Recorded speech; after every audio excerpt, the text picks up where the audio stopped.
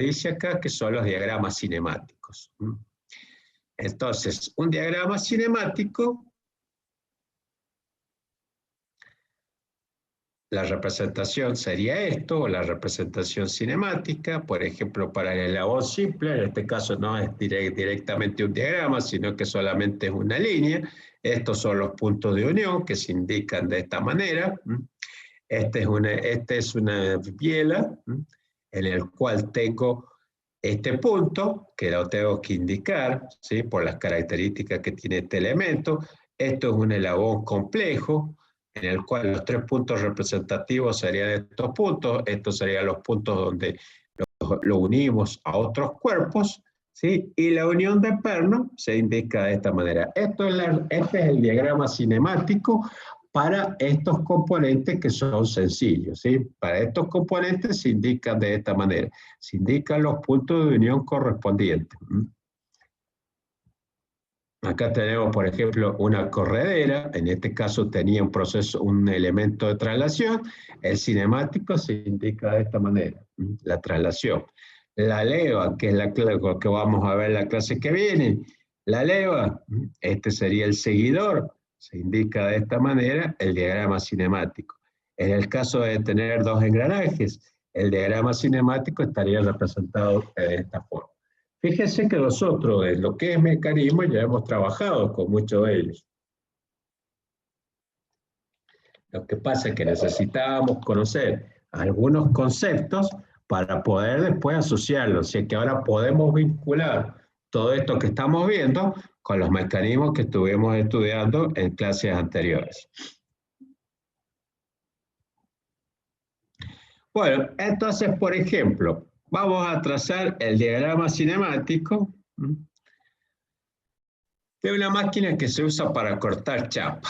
Esta es una especie de cizalladora, ¿sí? Fíjense, este es el mango a través de este mecanismo, esta es la cuchilla, entonces uno coloca el papel, baja el mango y corta el papel, o sea, mueve la cuchilla y me corta. Esto es lo que se conoce desde el punto de vista industrial una cizalla o elemento cortante. El primer paso para generar el diagrama cinemático de esto es decidir la parte que se tomará como la bancada. Dijimos que todos los mecanismos tienen un elemento fijo, un soporte o bancada. El movimiento de todos los demás eslabones se determinará en relación con la bancada. En este problema, la base sujeta a la mesa y a eso podríamos tomarlo directamente como bancada. El soporte o elemento fijo o bancada lo constituye la base de la mesa. Y entonces a eso lo identificamos con el eslabón 1. Luego hay que identificar los demás eslabones, es decir, las partes que se mueven. Vamos despacito con esto.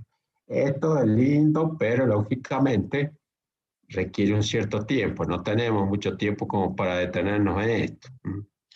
Por ejemplo, el eslabón 2 es el mango. Volvamos a la cizalla. El eslabón 2 es el mango, ¿sí? Que tiene un punto característico acá, que lo ha marcado y lo considera acá. El eslabón 3 es la cuchilla. Fíjense que la cuchilla, el único movimiento que tiene, ¿sí? La cuchilla es el movimiento de traslación en este sentido. Por eso lo ha representado como una representación cinemática, es la de una traslación, ¿sí? Cuando nosotros vimos acá, vuelvo atrás, la unión de corredera, la representación de esquemática era esta. Por eso lo ha representado de esa manera. Ese es el eslabón 3. Y el eslabón 4, la barra que conecta la cuchilla con el mango. Este es el mango, esta es la cuchilla. Esto me está representando la cuchilla. Estoy trazando el diagrama cinemático de esta cortadora o de esta cizalla. Tercer paso, entonces ya tengo definido los tres eslabones. Tengo definido la bancada, ¿sí? Como el eslabón 1.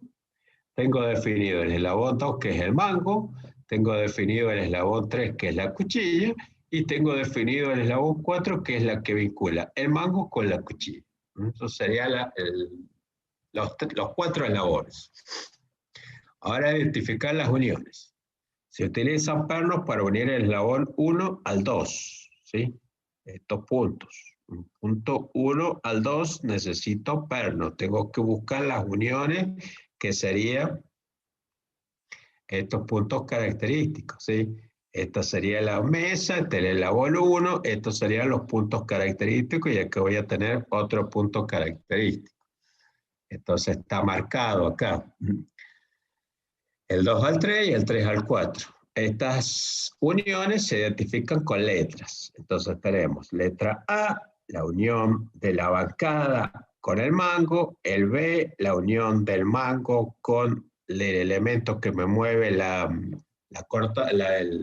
cuchilla, y el punto C es el que une el elemento este con la cuchilla. Y después tenemos la cuchilla se desliza hacia arriba y hacia abajo, un proceso tiene traslación a lo largo de esta base. Esta unión de corredera conecta el eslabón 4 con el 1 y se identifica con la letra D. Y por lo último se desea conocer el movimiento del extremo del mango, que se identifica como el punto de interés X. Bueno, ya estaba, eso ya el movimiento del mango, eso fue lo primero que determinamos, así que esto ya estaría determinado de antemano. El diagrama cinemático es este. Entonces, repasemos qué es lo que hizo. Primero, identificar cuál era la bancada, cuál era el soporte móvil. El soporte móvil es la base correspondiente, ¿sí? Entonces, a ese le puso eslabón 1. Después estableció el eslabón 2, fundamentalmente los eslabones son los elementos que producen movimiento, que el movimiento de ellos condiciona o produce el movimiento de otros elementos. Entonces, el eslabón 2 es el mango, el eslabón 3 es lo que une el mango con la cuchilla, y finalmente tenemos, o sea, el 3 directamente le llamo la cuchilla, y el 4 es el elemento que une el mango con la cuchilla. Esto constituiría el diagrama cinemático de este mecanismo. Esto es un mecanismo, ¿sí? Es un mecanismo, porque transformamos un movimiento oscilatorio hacia arriba o hacia abajo en un movimiento de traslación. Esto constituye lo que se llama un mecanismo. Transformación de un movimiento en otro que nosotros queramos imprimir a través de distintos eslabones. Eso es lo que se utiliza y lo que se estudia en los mecanismos, ¿sí? Por ejemplo, el mecanismo de 4 barras, combinación de 4 eslabones. ¿Qué es esto que está representado acá? El limpia parabrisas de un auto. Es un mecanismo de 4 barras. Acá está hecho el diagrama cinemático correspondiente a ese mecanismo de 4 barras. Entonces, lo primero que tenemos que definir, la bancada o soporte móvil. Después definimos los eslabones, que son los elementos que se mueven. Y finalmente definimos los puntos característicos, que son los puntos de unión. Bueno, este es el limpia parabrisas y su diagrama cinemático correspondiente. Para el caso, fíjense, otro mecanismo, el del tren de aterrizaje de un avión. Sí, ese sería el movimiento que tiene el tren de aterrizaje de un avión. Acá tiene su diagrama cinemático. Puntos característicos, hechos por puntos característicos. Esto es las viejas bombas de agua. Las bombas de agua en las cuales se utilizan, las pueden encontrar en el campo. Todavía existen algunas de este tipo de bombas, en el cual nosotros haciendo movimiento de este mango, producíamos que se generara la presión y se aspirara una cantidad de agua. Acá tienen el correspondiente diagrama cinemático, ¿sí? Como ustedes verán, mecanismos diversos, pero todos mecanismos que tienen su diagrama cinemático. ¿Y qué es lo que me indica el diagrama cinemático? Y los puntos de interés, ¿sí?, del sistema. ¿Cuáles son los eslabones correspondientes? Esto en un camión recolector, ¿sí? El mecanismo ustedes habrán visto que se pone este mecanismo para fijar el camión al suelo. este es su diagrama cinemático correspondiente. En este caso estamos hablando de una mesa oscilatoria, una mesa, supongo que hace para zarandear arena. Cuando nosotros echamos arena y queremos que pase determinada granulometría de grano, bueno, este es el diagrama cinemático correspondiente a esa mesa, ¿sí? Los mecanismos de avance rápido. El mecanismo de avance rápido se utiliza mucho en lo que son máquinas de herramientas, en el torno, ¿sí? Para cuando nosotros estamos trabajando con la herramienta, vamos lentamente porque vamos devastando la pieza lentamente para que ese devaste sea paulatino. Pero cuando terminamos de devastarla hacia un lado, tenemos que regresar, retroceder y regresar rápidamente para poder realizar la siguiente pasada. Bueno, eso es lo que se conoce como un mecanismo de avance rápido. O sea que como ustedes verán, todo esto no es teoría, todo esto es aplicable totalmente a la práctica, ¿sí?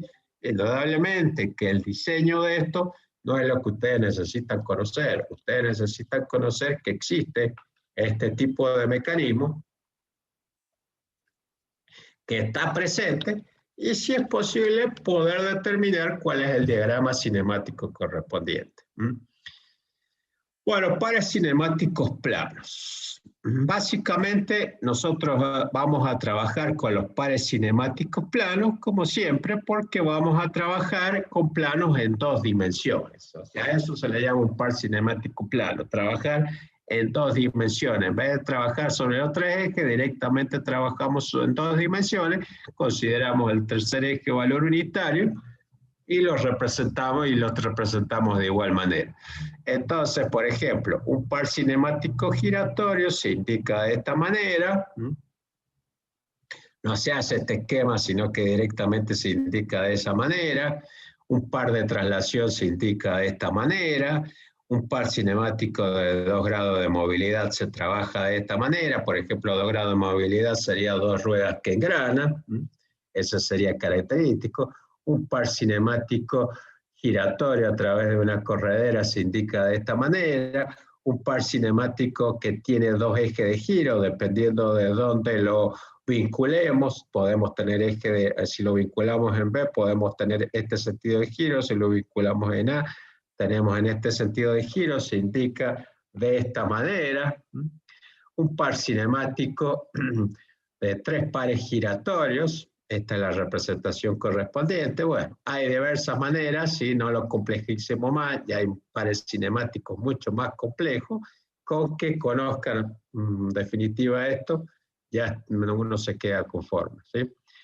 Por lo tanto, todos estos pares cinemáticos, ya estuvimos hablando, están condicionados que se fijen a una parte fija. Entonces, decíamos que un cuerpo que no está vinculado a ninguno de otros cuerpos, tiene 6 grados de libertad.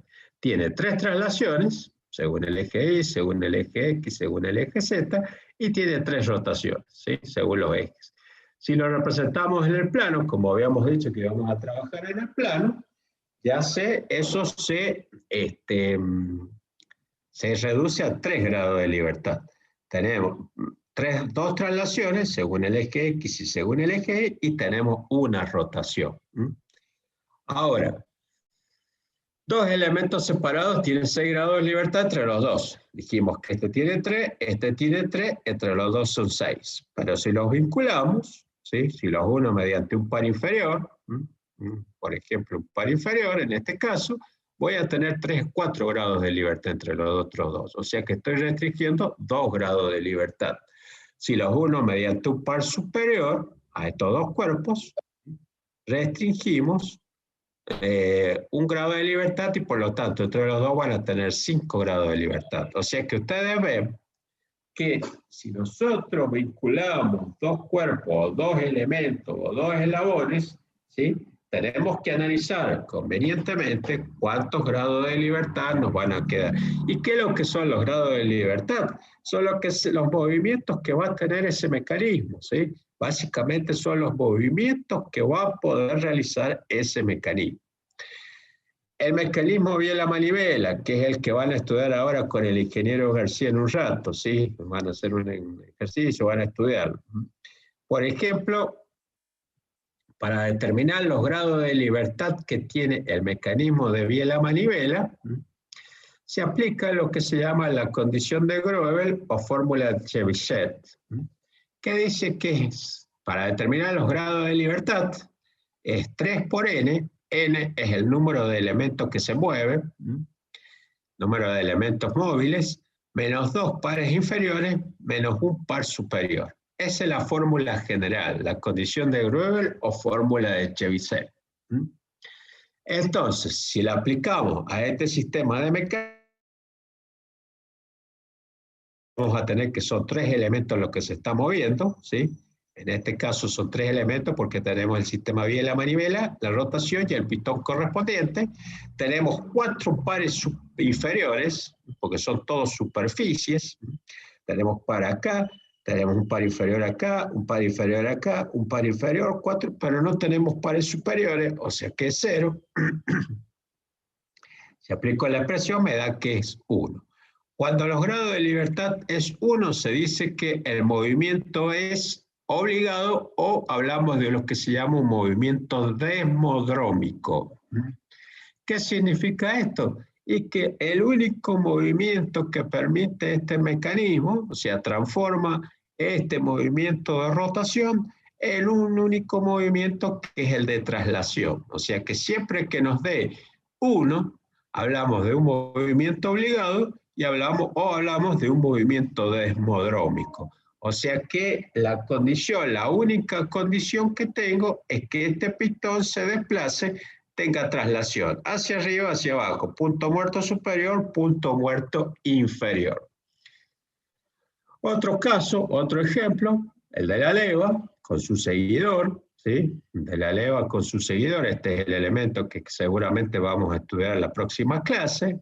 Esta leva tiene un movimiento giratorio, o un movimiento oscilatorio de esta manera, y cada vez que pasa, el seguidor sufre una traslación. Entonces, aplico la fórmula de Chebyshev, son 2 los elementos móviles, la leva y el seguidor, ¿sí? Los pares inferiores tenemos 2, acá tenemos un par inferior, el contacto de la leva con la bancada o bastidor o soporte, cualquiera de las denominaciones estamos hablando de lo mismo. Tenemos un par inferior acá, el seguidor con la guía. Acuérdense que el par inferior era aquella en la que el contacto entre los 2 cuerpos es una superficie. Y tenemos un par superior. El par superior era aquel en que el contacto entre los 2 cuerpos es un punto o una línea. Dependiendo del tipo de seguidor que tengamos, en este caso tenemos un seguidor en punta, tenemos un par superior. Aplicamos la fórmula y tenemos también el grado de libertad 1. Hablamos de movimiento obligado o movimiento desmodrómico. ¿Por qué? Porque el movimiento de la leva va a hacer que el seguidor tenga un movimiento de traslación. Un solo movimiento, un movimiento en un solo, obligado de esa manera. Caso de 2 ruedas dentadas. 2 ruedas dentadas. También, si aplicamos, son los elementos que se mueven, son 2, ¿sí? Tenemos 2 pares superiores, 2 pares inferiores, que son el contacto de la rueda con su árbol correspondiente, ahí tenemos pares inferiores, tenemos un par inferior, un par superior, que es el punto de contacto entre los dientes de una rueda y los dientes de la otra. Si aplico Chebyshev, también me da 1, movimiento obligado o movimiento desmodrómico. Todos estos mecanismos los vamos a, o sea, hemos visto y lo vamos a ver en este caso. Bueno, se aplica la fórmula de Chebyshev y por lo tanto hablamos de que el grado de libertad es 1, lo que me está diciendo es que tiene un solo movimiento, que es el movimiento que va a ser el movimiento que va a tener ese mecanismo. Bueno, el estudio del mecanismo biela-manivela, no me voy a detener mucho acá porque enseguida lo van a charlar con el ingeniero García. El mecanismo biela-manivela es el viejo mecanismo de las locomotoras a vapor, ¿sí? Uno de los primeros mecanismos que surgió en la época de la Revolución Industrial, eso ustedes saben mucho más, lo tienen más fresco porque lo han estudiado hace poco, en lo que es historia y en todo esto, es el viejo mecanismo de las locomotoras a vapor. Ahí no me voy a detener. Y vamos a hablar de los mecanismos de 4 barras, que ya empezamos, ya vimos algunos mecanismos de 4 barras. Dijimos que, por ejemplo, el del limpiaparabrisas es un mecanismo de 4 barras, pero para determinar la condición necesaria para que al menos una barra del mecanismo pueda realizar giros completos, se conoce como la condición de Grashof.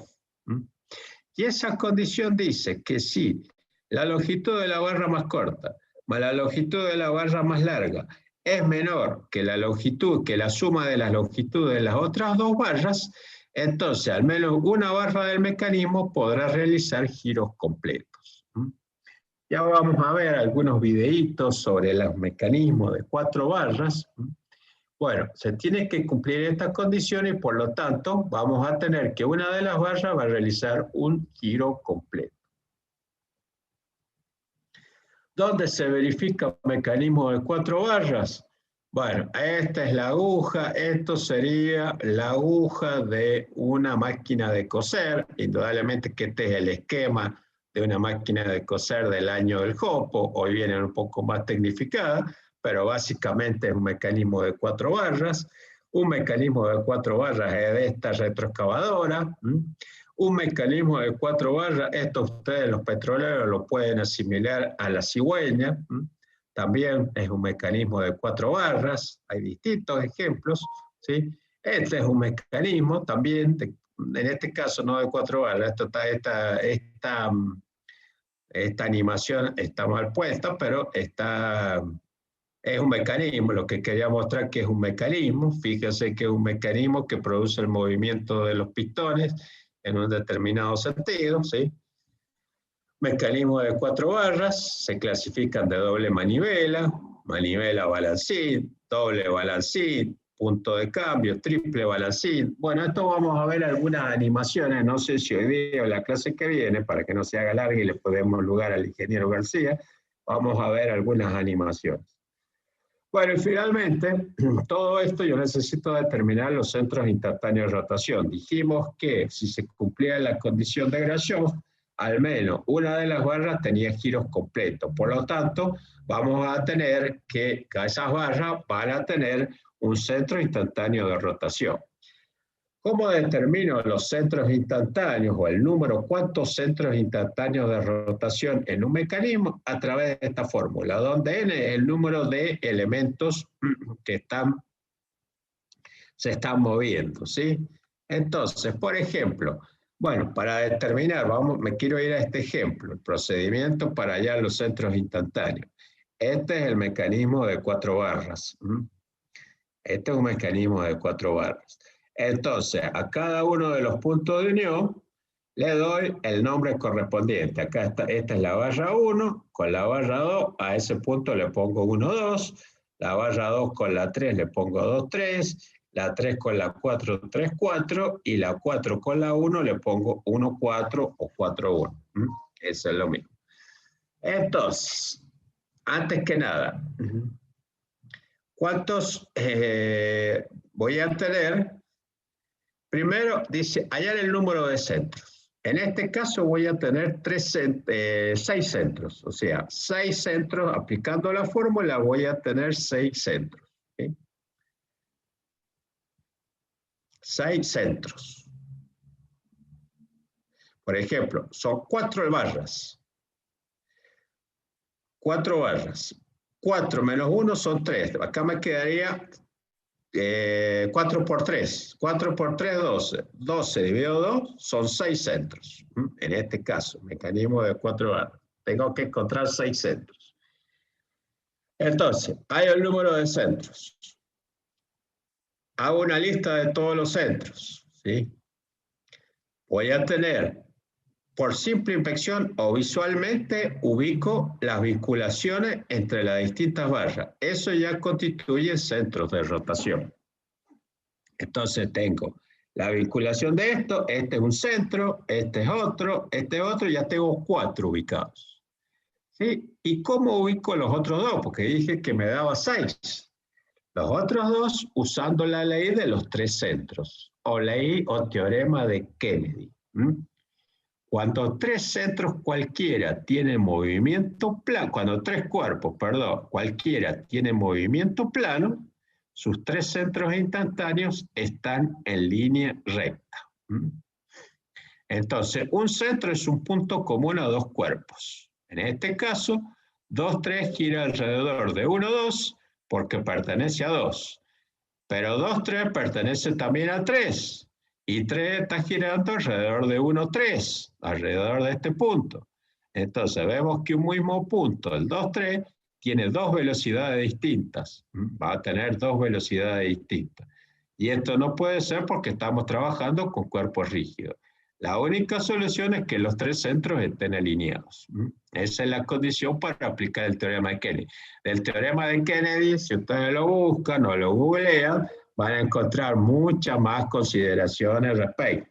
A mí lo que me interesa, o a nosotros lo que nos interesa, es que sepan que aplicando el teorema de Kennedy, yo puedo determinar los otros 2 centros. ¿Y qué dice el teorema de Kennedy? Y que tengo que tener 3 centros alineados.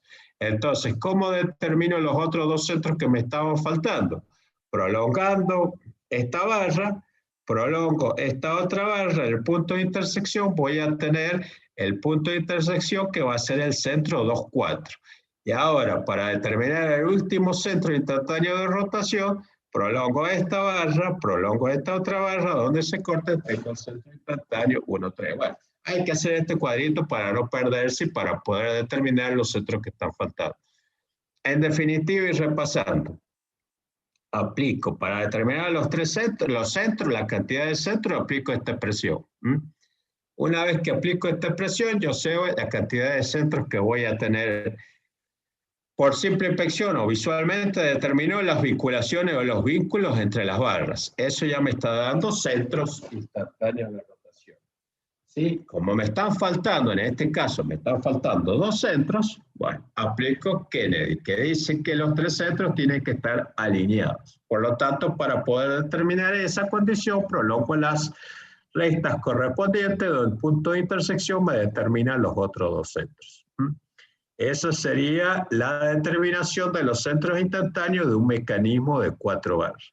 Acá está el caso planteado para el mecanismo biela-manivela. Ahora cuando lo charlen con el ingeniero García y vean cómo es el mecanismo biela-manivela, bueno, ahí después lo revisan y lo determinan cómo son la determinación de los centros para este mecanismo. Bien, en este caso, esto hemos ido muy rápido por el tema de que estamos muy jugados con el tiempo. Con esto podríamos pasarnos un mes, quizás más, ¿sí? Hablando de lo que son mecanismos, hablando de todo esto de los eslabones, de los diagramas cinemáticos, de todo esto que vimos rápidamente, de los grados de libertad, del movimiento desmodrómico. Tenemos esta clase. Hemos dado una reseña general, ¿sí? Si alguno después está interesado en profundizar en alguno de estos temas, ahí tenemos, hay mucha más información de esto. Básicamente este librito, el Duthier James, es un librito viejo, está en la biblioteca de la facultad, es un librito que tiene sus cuantos años, pero como digo, no puede ser que haya cambiado, en este caso Duthier no habla de materiales, pero lo que puede cambiar son los materiales, pero los principios básicos mecánicos no cambió. Por lo tanto, es un librito muy simple, muy básico y muy claro para poder estudiar todo esto, ¿sí? Y después, otros de libros que ya son mucho más complejos, que ya son básicamente para especialistas en el tema, son el de Niemann y el de Norton. Sí, los he puesto como para que alguno que se entusiasmó, le gustó, o que tiene el papá que se dedica a esto, posiblemente los pueda tener, denle una miradita, pero acá ya es entrar a profundizar demasiado, y realmente no es el objetivo que nosotros perseguimos, ¿sí? El Luthier es un librito muy básico, muy simple y muy claro, así que alcanzarías totalmente para poder estudiar este tema. Bien, no quiero robarle más tiempo al ingeniero García, no sé si ya está en línea el ingeniero. Profe, Está el... ¿Ah? Sí, ¿le puedo hacer unas preguntas del parcial? sí, señorita, justamente íbamos a hablar de eso. Cuénteme. Perdón, disculpen. Que yo vi que en un aviso del parcial dijeron que no se podía cambiar de ventana ni tampoco usar el teléfono. Y quería saber en qué formato, o sea, deberíamos tener las tablas esas que adjuntan abajo. No, las tablas esas te convendría tenerlas impresas. Esas tablas y tenerlas impresas, cuando las uses no las mostrás por pantalla, o sea, desde ya tienen que estar en pantalla, ¿sí? O sea, eso es condición sine qua non. El que no pueda estar en pantalla tiene 5 minutos para conectarse y si no se conecta a los 5 minutos, lamentablemente le tenemos que dar de baja. Eso no lo fijamos nosotros, lo fija la normativa de la facultad. Léanlo, está puesta esa normativa en la página de la cátedra, así que eso necesariamente tiene que estar. Las tablas esas que le hemos puesto, imprímanlas, ténganlas ahí como elemento de consulta, así no se están cambiando. ¿Por qué? Porque si ustedes empiezan a navegar por distintas páginas o distintas solapas, el mood es bastante inestable, entonces se les puede cerrar y si se les cierra y no hicieron nada, se manda así y no pueden entrar más. Entonces el examen nos va a llegar vacío, ¿está claro? Entonces esas tablas tenganlas impresa, cuando las vayan a usar, nos las muestran, nos hacen una y las pueden usar perfectamente. ¿Soy claro en lo que dije? Sí. Y Sí, profe, la unidad de cadenas, ¿no entra en sí. el parcial? Sí, o sea, no va a entrar la teoría, pero sí entra la práctica, ¿sí? Porque no está, creo que no estaba especificada la unidad en los temas, por eso Bueno, le si no está pregunté. especificada, en algún momento hablamos que sí entraba, pero bueno, si no Ok. está especificada, guíate exclusivamente a lo que, sí, por ahí nosotros tenemos bastantes cosas, entonces uno habla en algún momento y después, sí, guíate por lo que te especifica. Ok, bueno, gracias, Sí, profe. sí, sí. Profe, ¿Alguna pregunta más? Les pido por favor, sí, perdónenme un segundito, señorita. Les pido por favor que sean puntuales. A las 4 largamos con el examen con el primer grupo, perdón, a las 4 no, a las 2 con el primer grupo y a las 4 con el segundo. Así que les pido que sean puntuales, que se conecten. Le hemos puesto creo 20 minutos antes del horario de examen, ¿sí? Porque el examen se larga a las 4, o se larga a las 2, tiene 75 minutos y se cierra automáticamente. Entonces, si entran después, van a tener menos tiempo, ¿sí? Menos tiempo de trabajo. Entonces, traten de ser puntuales, por favor. Sí, señorita, le escucho. le hago una pregunta. Yo voy a rendir el examen desde una computadora de escritorio que no tiene cámara. ¿Puedo conectar la cámara desde otro dispositivo? ¿Una tablet, un Sí, celu o sí, algo sí, así? puede conectar la cámara a otro dispositivo, puede conectar el celular si no tiene cámara, ¿sí? Bien, perfecto, gracias. Está bien, lo importante es que esté en línea, que la podamos ver. Otra cuestión, tengan los cargadores de celular, de computadora cerquita, así no se están parando, tampoco se pueden estar parando, ¿sí? Tampoco se pueden, vayan al baño, todo, antes de empezar el examen. El examen no es largo, pero bueno, traten de estar en condiciones porque no se pueden estar parando ni pueden decir, mire, me voy a, sí, eso es fundamental. ¿Alguna pregunta más? Bueno, lo dejamos al ingeniero García. Hola Enrique, buenas tardes.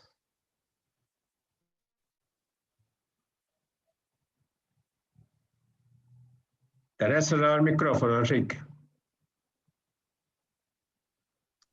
Sí, a ver, ahí se escucha bien. Ahora sí, ahora perfecto. Los chicos creo que también Bueno, te escuchan. Así que bueno, ahora entonces empezaría largamos con con el la de práctica. Terminar empezaría con con el el de de biela manivela. cinética de 3 dimensiones y después mecanismo de biela manivela, que lo dejé, le dije que le iban a charlar con vos. Dale, listo. Entonces empezamos con el que quedó de la otra vuelta de cinemática en 3 dimensiones. Exactamente. Vamos con este, ¿cierto? Que nosotros ya, no sé si se acuerdan. Primero, buenas tardes, ¿cómo les va? De este práctico nosotros ya habíamos visto este primero, que digamos que era el más, el que concentraba todas las características que nosotros pretendíamos dar de este práctico. Bien, con relación a ese práctico, lo que vamos a hacer ahora es uno muy parecido. Fíjense que ese tenía, vamos a hacer era una ruedita que giraba sobre un disco. Este eje era pasante y arrastraba a la ruedita que giraba sobre este disco y a su vez giraba en ese eje, que era el que lo llevaba. Y había una cosita que el centro instantáneo de rotación estaba por ahí. ¿Mm? Bueno, ahora vamos a ver algo muy parecido, casi igual. Entonces, vamos a ver que el ejercicio de ahora, lo vamos a leer, es este que está ahí, mucho más elemental, pero tiene todo lo del otro. Y en este caso no hay que sacar ninguna cuenta, queda en las fórmulas. Lo que se pide en el ejercicio es que pongan las fórmulas con las que sacarían las cuentas. Entonces dice, un disco homogéneo de radio R, ese que está ahí, ese disco homogéneo, y de masa M, se monta sobre un eje OG, de longitud L, y masa despreciable. Bien, entonces el eje OG es de masa despreciable, pero el disco sí tiene masa M. El eje está articulado en un punto fijo O. Entonces, ahora, atiendan un cachito, esto que está acá no se mueve. Lo que se está moviendo para allá, o mejor dicho, para acá, por el sentido de rotación, es este brazo que articula sobre este eje. ¿Lo ven? Bien. Si el disco gira en el sentido indicado, o sea, en este sentido, con una velocidad omega 1 alrededor del eje OG, calcular la velocidad angular del disco. ¿Por qué? Porque esta es la velocidad con que gira alrededor de omega 1, es alrededor de OG.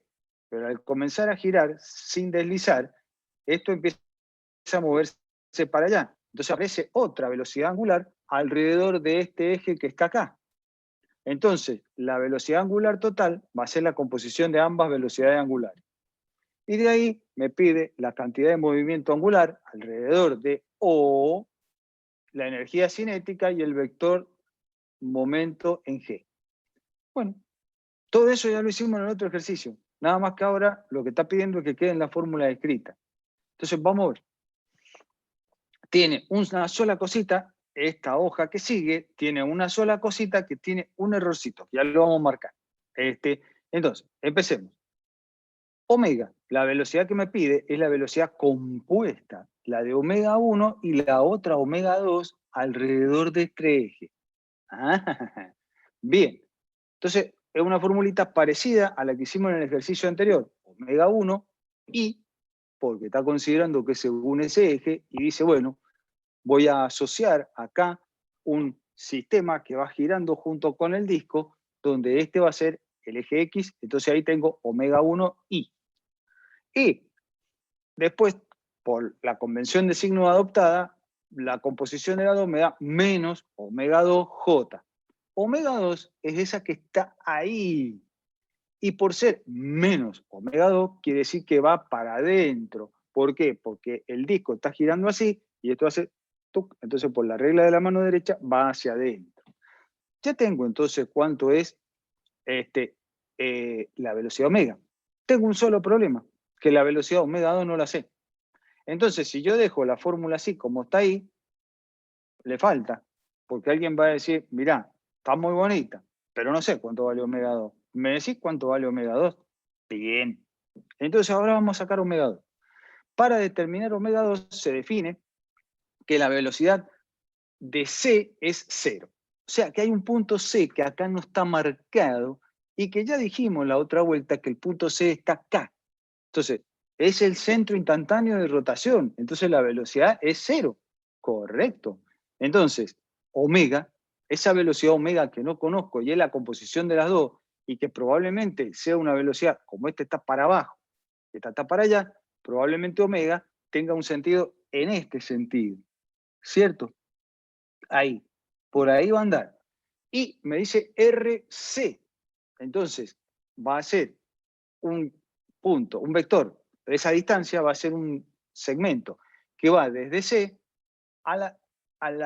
al sentido, ¿cierto? Al vector omega. Perpendicular a omega.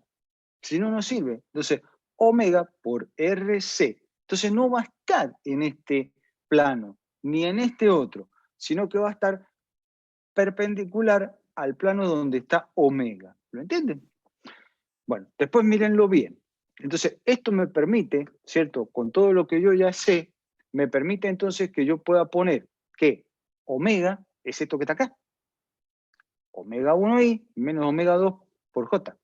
Y RC lo saco de esta formulita, donde yo tengo que esta es el momento de la cantidad de movimiento, que era RC vectorial MB, menos R es este que está acá, por J.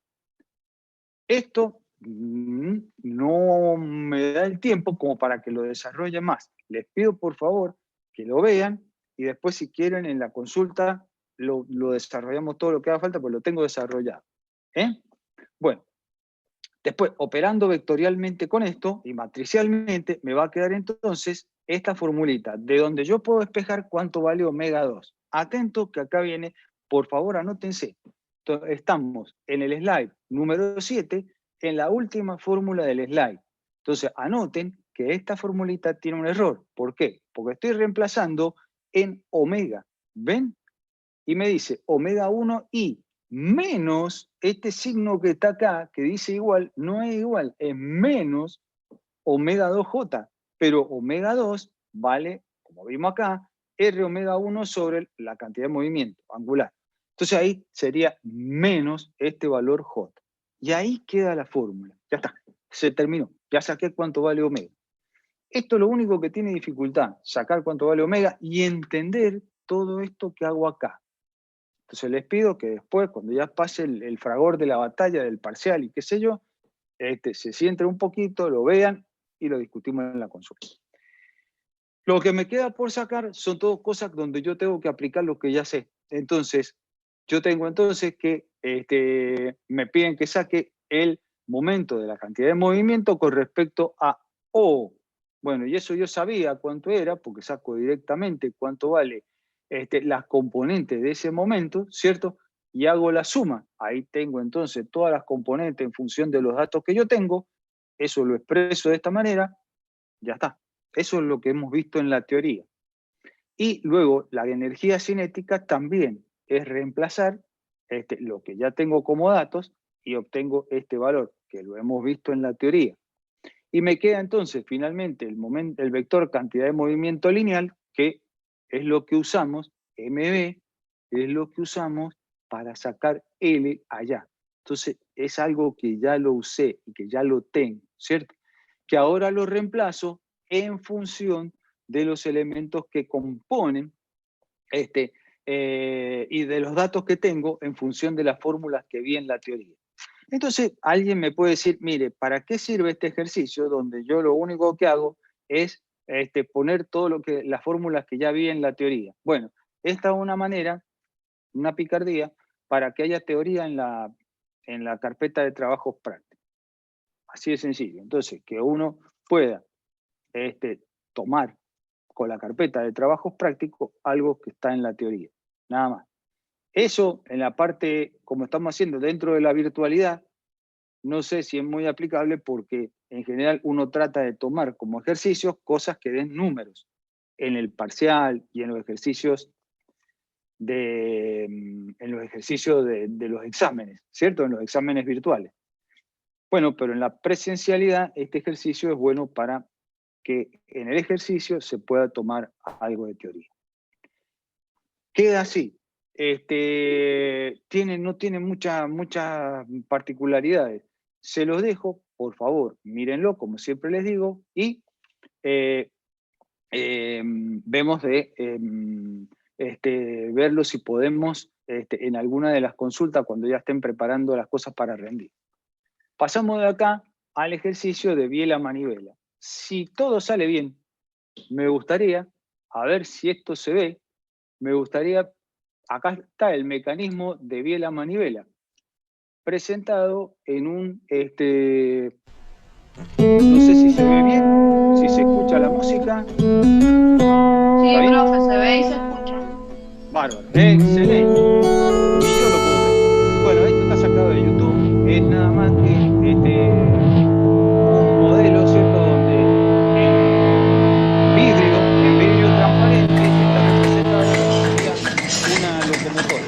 Entonces ahí está el fuego, ¿cierto? Este sería el domo de la locomotora, este sería el circuito de vapor, y acá está el mecanismo de la manivela. Acá, lo único que es la válvula que invierte el ingreso de vapor, ¿cierto? De una cara a la otra.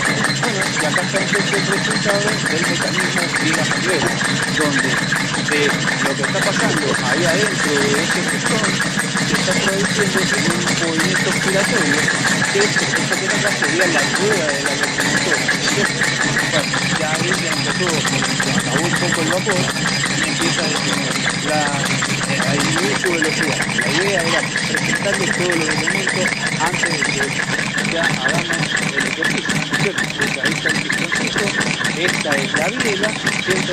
Y acá está la manivela, esto que está acá, que figura ahí, eso es la manivela. Y acá está entonces la rueda de la locomotora, digamos así. Bueno, lo dejamos antes que se detenga la máquina, la dejamos ahí. Bueno, después lo van a tener por si quieren, eso está en YouTube, pero de todas maneras lo subimos a la página. Y finalmente, me quedaría entonces que vieran la práctica de mecanismos, lo que hace a biela-manivela. Entonces, ahí estaría entonces el dibujito de todos los elementos que la componen. Esto es parte de lo que vieron en la teoría, las partes que componen el mecanismo de biela-manivela. Entonces van a tener, este es el receptor del mecanismo del movimiento de giro. Y acá adentro, ahí está el perno del pistón, ¿cierto? Que es el que está teniendo movimiento alternativo, de ida y vuelta. Acá está, en vez de tener vapor, lo que está teniendo es un motor de combustión interna. Entonces lo que está teniendo es una explosión. Es lo mismo, ¿cierto? Para el caso es lo mismo. En vez de tener presión de vapor, lo que tiene es la presión de la combustión. No hay problema. De todas maneras, vale mencionar que este mecanismo, toda la investigación se hizo debido a que se utilizó como máquina motriz en las locomotoras. Entonces las empresas de trenes necesitaban tener toda la teoría desarrollada para darle el máximo rendimiento a este mecanismo. Bueno, por eso se desarrolló un montón de cosas de las cuales nosotros vamos a ver 3 cositas. Entonces, lo primero, desde el punto de vista mecánico, ¿cierto? Ahí están todas las barras que componen el mecanismo, están sacados los grados de libertad, porque recordemos que esto tiene un movimiento obligado, o sea que va a tener solo un grado de libertad. Y lo que yo tengo entonces va a ser una posición extrema, donde tengo la coincidencia de la dirección de la manivela con la biela. Entonces ahí sería la elongación máxima.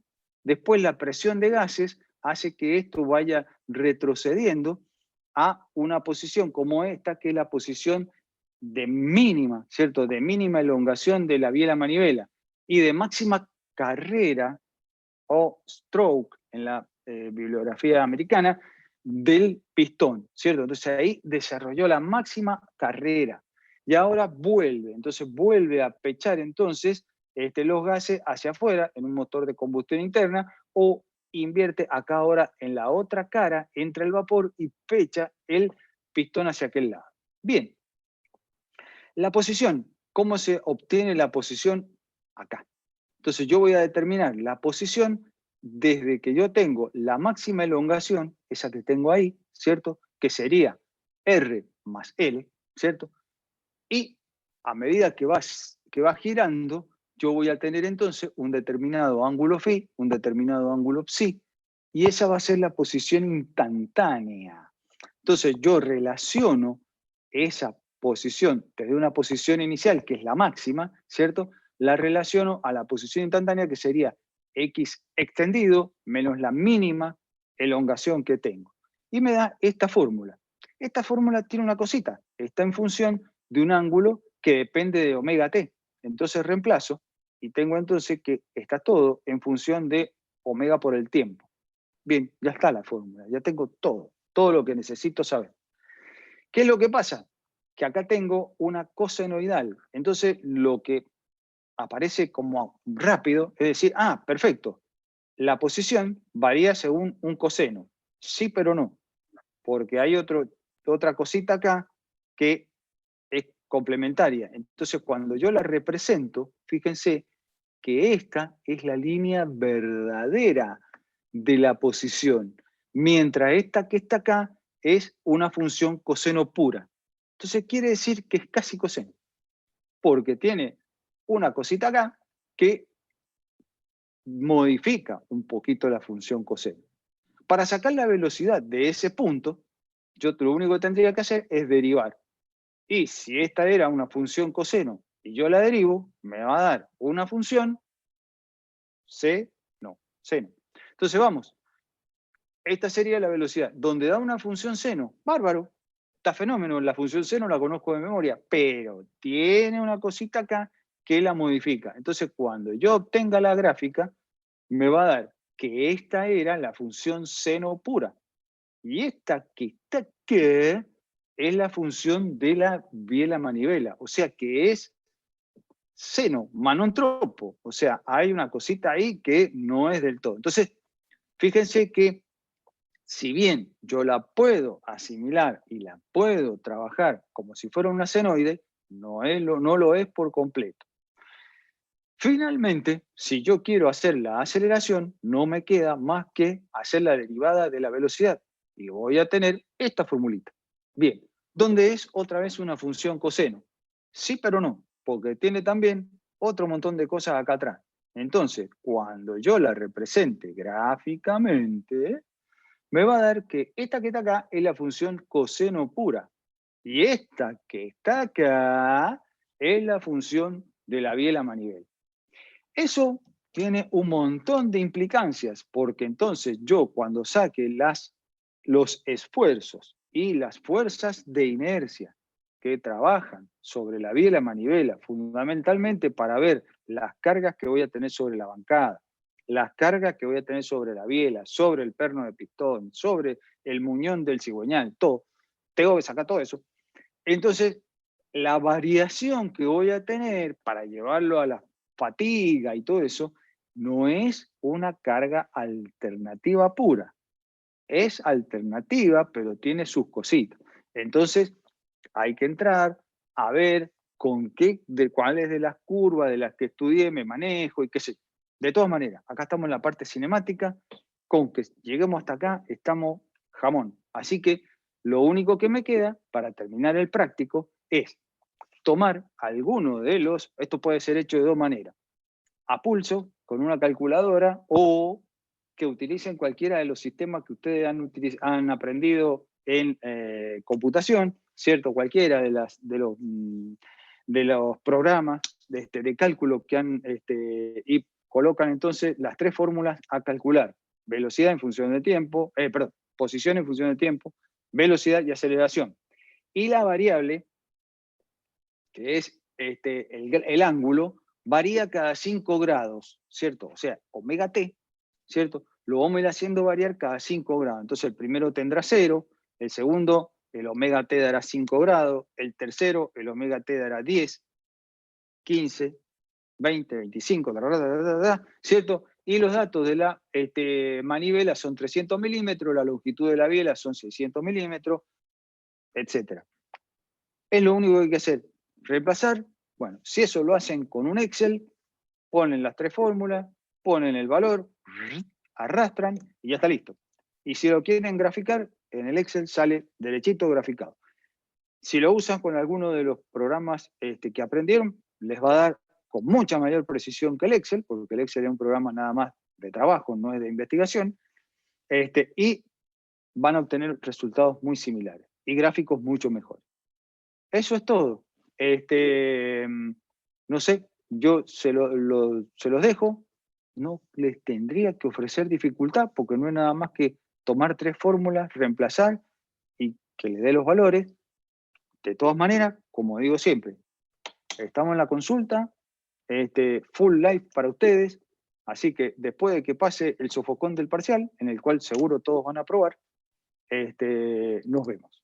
Nos vemos para ver, obtener o evacuar todas las dudas que hubiera.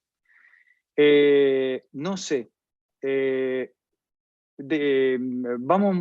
sé que vamos muy rápido con toda la explicación que les damos. No nos queda más remedio, porque vamos corriendo. Y estamos tratando de dar en clase la mayor cantidad de temas que podamos. Bueno, me queda solamente decirles que mucha suerte mañana en el parcial. Estudien mucho. Y bueno, no sé. Nos vemos mañana. ¿Alguna pregunta de esto? Profe, ¿mañana se rinde por acá, por esta sala de Zoom? Sí, va a haber 2 salas. Fíjense después que hay... No, Enrique, vamos a utilizar... Ahí está. por Zoom. Sí, estamos trabajando con la logística, pero nos reunimos por esta sala. Ah, ok, o sea, primero nos metemos acá y ahí vemos cómo continuamos. Sí, estamos todavía estamos con la logística, que eso es lo que lleva tiempo, entonces, pero métanse por acá. Sean puntuales, -20, 2 menos 20 se habilita para los que empiezan a las 2. 4 menos 20 se habilita para los que empiezan a las 4. Profe, entonces directamente entramos a la sala del día martes. Exactamente, a la sala del día martes. Perfecto. Sí, Aldana.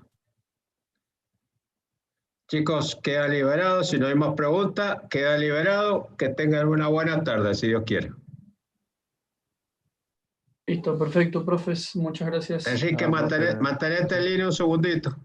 Sí, perfecto, no hay problema. Chau, chau.